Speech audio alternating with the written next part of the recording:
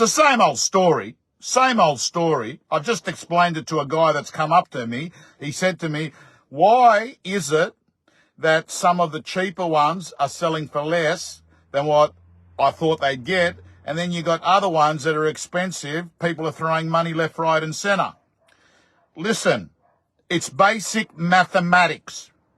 In May last year, if you were borrowing money and had a deposit, went to the bank, and let's assume that the banks gave you $1 million to borrow.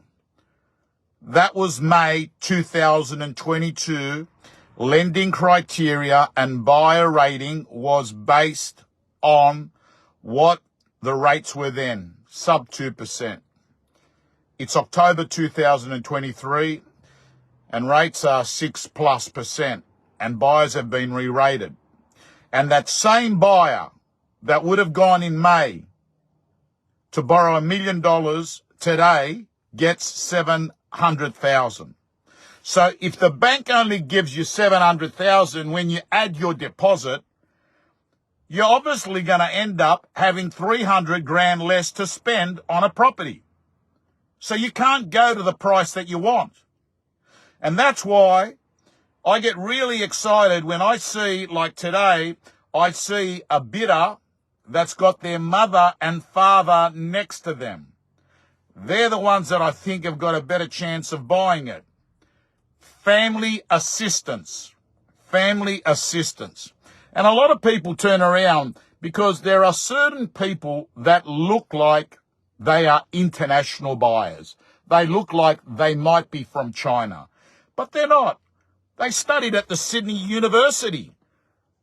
But of course, their appearance is that of someone that is from China. But they're not.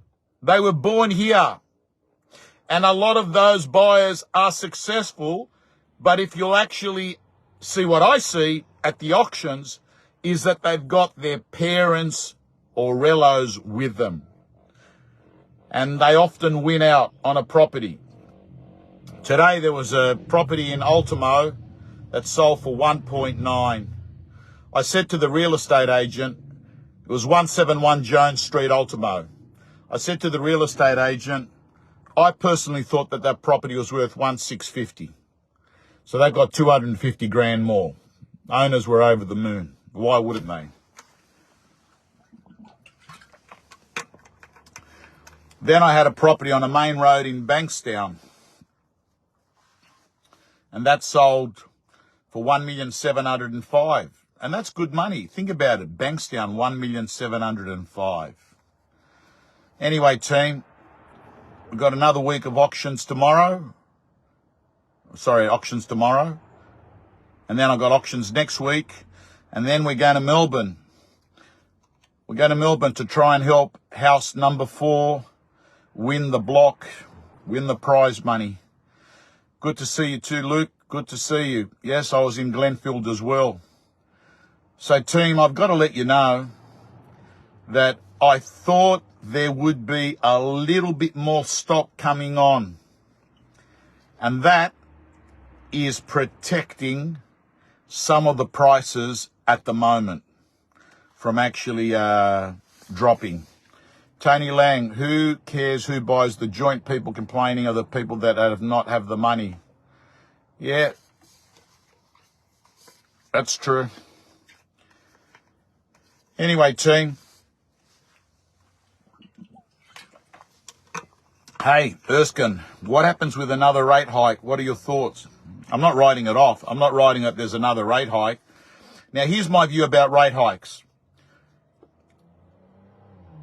I don't think they'll go December because I don't think they'll go December because I don't think that they want to upset the retailers for Christmas shopping.